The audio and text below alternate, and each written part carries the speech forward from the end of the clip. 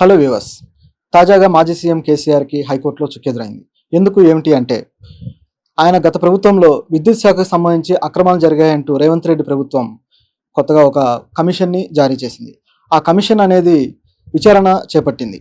కానీ ఆ విచారణ చెల్లదు, ఆ కమిషన్ చెల్లదు. ఆ కమిషన్ సంబంధించి ఎవరైతే ఉన్నారో జస్టిస్ నరసింహారెడ్డి, ఆయనకు అసలు కమిషన్ విచారణ చేసే అర్హతే లేదంటూ కేసీఆర్ హైకోర్టులో కొత్తగా పిటిషన్ వేశారు. దానికి సంబంధించిన వాడిగా వేడిగా చాలా చర్చలు జరిగాయి, వాదోపవాదాలు అయ్యాయి కోర్టులో. దాంతో కోర్టు తీర్పును కూడా రిజర్వ్ చేసి ఈరోజు తాజాగా తీర్పిచ్చింది. ఆ కమిషన్ సబబే అని, ఖచ్చితంగా విచారణకు హాజరు కావాల్సిందే అని తీర్పిచ్చింది. అసలు ఈ జరిగిన అక్రమం ఏంటి, అన్యాయం ఏంటి అనేది చూద్దాం. గత ప్రభుత్వం విద్యుత్ శాఖకు సంబంధించి ఏ అక్రమం చేసింది అంటే అది ఇంకా అక్రమమో కాదో ఇంకా తేలలేదు. దాని గురించి విచారణ జరగాలి, కోర్టులో చాలా విషయం ఉంది. కాకపోతే దానికి సంబంధించి ప్రభుత్వం చేస్తున్న ఆరోపణ ఏంటంటే రాష్ట్ర విద్యుత్ అవసరాలకు సంబంధించి, యాదాద్రి విద్యుత్ అవసరాలకు సంబంధించి గత ప్రభుత్వం ఛత్తీస్గఢ్ నుంచి విద్యుత్తును కొనుగోలు చేసింది. ఆ కొనుగోలులో దాని రవాణాలో అక్రమాలు జరిగాయనేది రేవంత్ రెడ్డి ప్రభుత్వం ఆరోపణ. ఆ యూనిట్ విద్యుత్ వచ్చేసి 3.5 రూపాయలకి కొనుగోలు చేశారు. అలాగే రవాణా విషయంలో కూడా చాలా అవసరానికి మించి ఖర్చులు చూపించారు అనేది ఇక్కడ కనిపిస్తున్న ఆరోపణ అన్నమాట. నిజానికి రాష్ట్ర ప్రభుత్వానికి సంబంధించిన ఏ ఖర్చులైనా సరే ప్రజా ప్రయోజనార్థం పెట్టవలసిన ఖర్చుల్ని ఆ ప్రభుత్వం కొన్ని నియమాలు నిబంధనలు ఉంటాయి. ఆ నియమాలు నిబంధనల ప్రకారమే ఖర్చు పెట్టాలి. అలా కాకుండా వేరేగా కానీ చేసినట్టయితే అది అక్రమం కిందకే వస్తుంది. అయితే అది కోర్టులో తేలాల్సి ఉంది. అయితే ఈ కమిషన్ను సంబంధించి కేసీఆర్ ఎందుకు ఈ కమిషన్ చల్లదు అంటున్నారు. నిజానికి ఒక కమిషన్ ప్రభుత్వం ఎన్నో ఆరోపణలు చేస్తుంటుంది, కమిషన్లు వేస్తుంటుంది. సహజంగా ఆ కమిషన్కి వెళ్ళి హాజరయ్యి ఆ విచారణను ఎదుర్కొని ఏ తప్పు చేయకపోతే, ఏ అవినీతి లేదనుకుంటే విచారణకు హాజరయ్యి దానికి సంబంధించిన డాక్యుమెంట్స్ కానీ ఫైల్స్ కానీ ఆ కమిషన్కి అప్పగిస్తే ఓ పని అయిపోతుంది. దట్టు దాని ద్వారా వచ్చే రిజల్ట్ ఏదైతే ఉందో అది he is not a corrupt person అని చెప్పేసి, లేదా ఆయన అవినీతి చేయలేదు అని చెప్పేసి కమిషన్ కూడా నిర్ధారిస్తుంది. సో అది చేయాల్సిన పని. కానీ కేసీఆర్ రివర్స్గా ఏం చేస్తున్నారంటే ఈ కమిషన్ చల్లదు అని పిటిషన్ వేయడం, అలాగే కమిషన్ చేసే వ్యక్తికి ఆ అర్హతే లేదు అంటూ, జస్టిస్ నరసింహారెడ్డికి ఆ అర్హతే లేదు అంటూ హైకోర్టులో పిటిషన్ వేయడం వింతగా ఉందన్నమాట. ఎందుకంటే అర్హత లేకపోవడం ఏంటి, ఇది వ్యక్తిగతంగా ఆయన్ని ఏదో టార్గెట్ చేయడమా లేదా కార్నర్ చేయడమా ఆ విధంగా వస్తుందన్నమాట. కమిషన్ వేసినప్పుడు కోర్టు కూడా అదే చెప్పింది, ఈ కమిషన్ వేసినప్పుడు దీనికి మీరు హాజరు అవ్వండి అని చెప్పి. ఆల్రెడీ 2 సార్లు ఆయనకు నోటీసులు పంపించారు.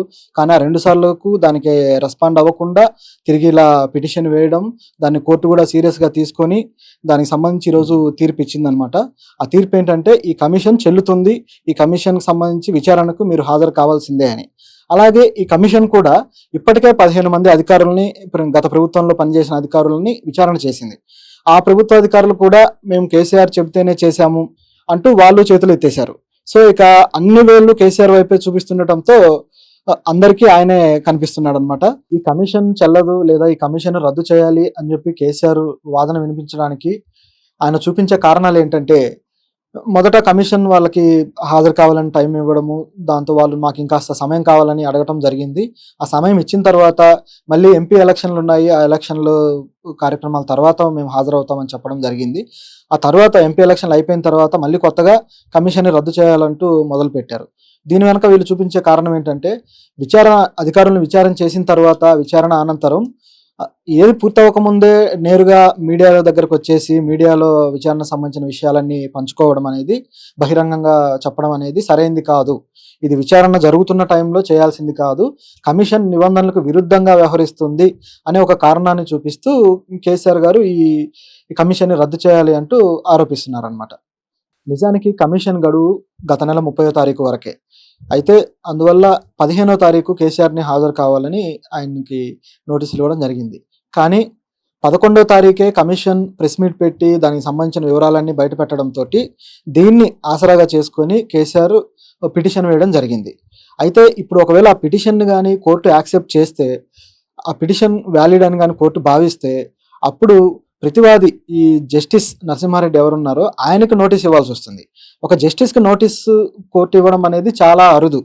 కేసీఆర్ ప్రధానంగా తన పిటిషన్లో జస్టిస్ నరసింహారెడ్డిని ప్రధాన ప్రతివాదిగా చేర్చాలంటూ పేర్కొనటమే హైకోర్టుకి కాస్త సీరియస్‌గా తీసుకోవడానికి కారణమైంది. సో, దాని పర్యవసానంతోటే ఈ కమిషన్‌ని మరింత కొనసాగించడము, దానికి మళ్ళీ హాజరు కావాలని చెప్పడం జరిగింది. నిజానికి కమిషన్‌లు వాటి టైమ్ పీరియడ్ కూడా ఎప్పటికప్పుడు పెంచుతూనే ఉంటారు. విచారణ జరిగే కొద్దీ అది పెరుగుతూనే ఉంటుంది. వాళ్ళు రిక్వెస్ట్ చేసేదాన్ని బట్టి.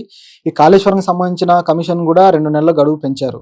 అలాగే ఇప్పుడు ఈ కమిషన్‌ను సంబంధించి కోర్టు తీర్పు ఇచ్చింది కాబట్టి కేసీఆర్ గారు తిరిగి మళ్ళీ సుప్రీం కోర్ట్‌కి వెళ్ళే ఆప్షన్ కూడా ఉంది. ఆయన సుప్రీం కోర్ట్‌కి వెళ్తే అక్కడ కూడా భిన్నంగా ఏమి తీర్పు రాదు. మళ్ళీ కమిషన్‌కి హాజరవ్వాలనే రావచ్చు. సో, అప్పుడు మళ్ళీ కమిషన్ గడువు పెంచి ఆయన కమిషన్‌కి హాజరవ్వమని చెప్తారు. సో, ఆయన హాజరవుతారా? లేదా? అనేది భవిష్యత్తులో చూడాలి. అసలు రేవంత్ రెడ్డి ప్రభుత్వం ఈ కమిషన్‌ని ఎందుకు వేయాల్సొచ్చింది? మామూలుగా అయితే ప్రభుత్వం ఏర్పడగానే ఈ ఆరోపణలు ఇవన్నీ బయటకొచ్చాయి. దీంతోటి వేశారని అనుకుంటున్నారు. కానీ ప్రభుత్వం ఏర్పడిన తరువాత గత ప్రభుత్వంలో విద్యుత్ శాఖ మంత్రిగా పనిచేసిన జగదీశ్వర్ రెడ్డి కావాలంటే మీరు కమిషన్ వేసుకోండి అని సవాల్ విసిరారు.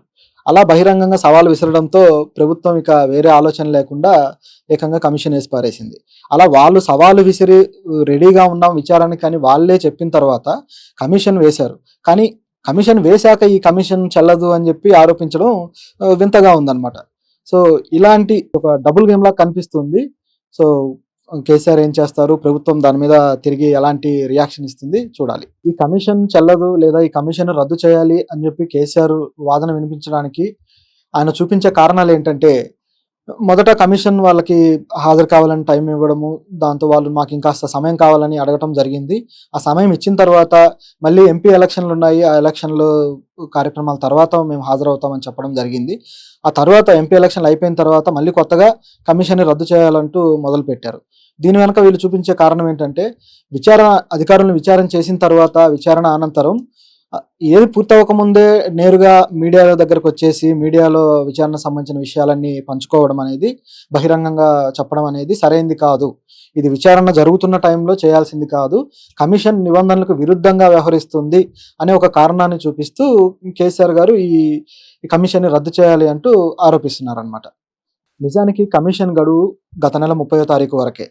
అయితే అందువల్ల 15వ తారీఖు కేసీఆర్‌ని హాజరు కావాలని ఆయనకి నోటీసులు ఇవ్వడం జరిగింది. కానీ 11వ తారీఖే కమిషన్ ప్రెస్ మీట్ పెట్టి దానికి సంబంధించిన వివరాలన్నీ బయటపెట్టడంతోటి దీన్ని ఆసరాగా చేసుకొని కేసీఆర్ పిటిషన్ వేయడం జరిగింది. అయితే ఇప్పుడు ఒకవేళ ఆ పిటిషన్‌ని గాని కోర్టు యాక్సెప్ట్ చేస్తే, ఆ పిటిషన్ వాలిడ్ అని గాని కోర్టు భావిస్తే, అప్పుడు ప్రతివాది ఈ జస్టిస్ నరసింహారెడ్డి ఎవరున్నారో ఆయనకు నోటీస్ ఇవ్వాల్సొస్తుంది. ఒక జస్టిస్‌కి నోటీసు కోర్టు ఇవ్వడం అనేది చాలా అరుదు. కేసీఆర్ ప్రధానంగా తన పిటిషన్‌లో జస్టిస్ నరసింహారెడ్డిని ప్రధాన ప్రతివాదిగా చేర్చాలంటూ పేర్కొనటమే హైకోర్టుకి కాస్త సీరియస్‌గా తీసుకోవడానికి కారణమైంది. సో, దాని పర్యవసానంతోటే ఈ కమిషన్‌ని మరింత కొనసాగించడము, దానికి మళ్ళీ హాజరు కావాలని చెప్పడం జరిగింది. నిజానికి కమిషన్‌లు వాటి టైమ్ పీరియడ్ కూడా ఎప్పటికప్పుడు పెంచుతూనే ఉంటారు. విచారణ జరిగే కొద్దీ అది పెరుగుతూనే ఉంటుంది. వాళ్ళు రిక్వెస్ట్ చేసేదాన్ని బట్టి. ఈ కాళేశ్వరంకి సంబంధించిన కమిషన్ కూడా 2 నెలల గడువు పెంచారు. అలాగే ఇప్పుడు ఈ కమిషన్‌ను సంబంధించి కోర్టు తీర్పు ఇచ్చింది కాబట్టి కేసీఆర్ గారు తిరిగి మళ్ళీ సుప్రీం కోర్ట్‌కి వెళ్ళే ఆప్షన్ కూడా ఉంది. ఆయన సుప్రీం కోర్ట్‌కి వెళ్తే అక్కడ కూడా భిన్నంగా ఏమి తీర్పు రాదు. మళ్ళీ కమిషన్‌కి హాజరవ్వాలనే రావచ్చు. సో, అప్పుడు మళ్ళీ కమిషన్ గడువు పెంచి ఆయన కమిషన్‌కి హాజరవ్వమని చెప్తారు. సో, ఆయన హాజరవుతారా? లేదా? అనేది భవిష్యత్తులో చూడాలి. అసలు రేవంత్ రెడ్డి ప్రభుత్వం ఈ కమిషన్‌ని ఎందుకు వేయాల్సొచ్చింది? మామూలుగా అయితే ప్రభుత్వం ఏర్పడగానే ఈ ఆరోపణలు ఇవన్నీ బయటకొచ్చాయి. దీంతోటి వేశారని అనుకుంటున్నారు. కానీ ప్రభుత్వం ఏర్పడిన తరువాత గత ప్రభుత్వంలో విద్యుత్ శాఖ మంత్రిగా పనిచేసిన జగదీశ్వర్ రెడ్డి కావాలంటే మీరు కమిషన్ వేసుకోండి అని సవాల్ విసిరారు. అలా బహిరంగంగా సవాల్ విసరడంతో ప్రభుత్వం ఇక వేరే ఆలోచన లేకుండా ఏకంగా కమిషన్ వేసి పారేసింది. అలా వాళ్ళు సవాలు విసిరి రెడీగా ఉన్నాం విచారణకి అని వాళ్ళే చెప్పిన తర్వాత కమిషన్ వేశారు. కానీ కమిషన్ వేశాక ఈ కమిషన్ చెల్లదు అని చెప్పి ఆరోపించడం వింతగా ఉందన్నమాట.